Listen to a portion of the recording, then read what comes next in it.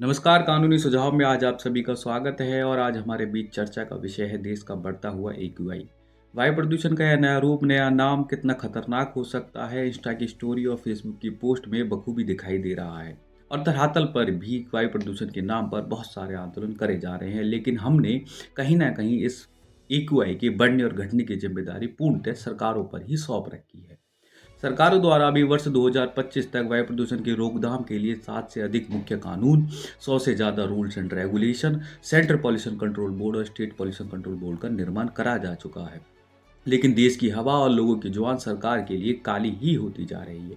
वहीं दूसरी तरफ अगर हम आंकड़ों पर नजर डालें तो आई फॉरेस्ट और एनकैप की रिपोर्ट के मुताबिक वायु प्रदूषण के मुख्य कारणों में ट्रांसपोर्ट 40%, डस्ट 17%, कंस्ट्रक्शन 23% और डोमेस्टिक एक्टिविटी 13% है। इसका मतलब वायु प्रदूषण के मुख्य कारणों में मनुष्य ही और आम जनता ही मुख्य कारण है।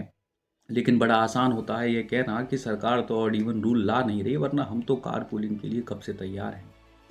पब्लिक ट्रांसपोर्ट हम जानते नहीं, कंस्ट्रक्शन हम रोकेंगे नहीं, लेकिन खुले में कूड़ा कचरा जलाते हुए सरकार पर टीका टिप्पणी अवश्य करते रहेंगे।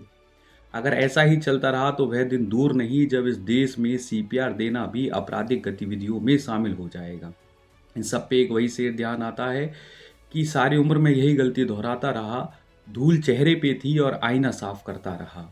ये देश हमारा है, ये वातावरण हमारा है, ये घर हमारा है। अपने घर की सफाई के लिए अगर सरकार हमारे पास रूल्स एंड रेगुलेशन लेके आए और हम सरकार को उत्तरदायी ठहराएं कि हमारा घर गंदा हो रहा है, तो ये गलती सरकार की नहीं, ये हमारी ही है।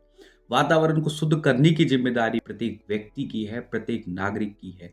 इसमें कोई धर्म, कोई क्षेत्र, कोई कास्ट, कोई स्पेसिफिक कम्युनिटी नहीं है, ये हमारी स्वयं की जिम्मेदारी है।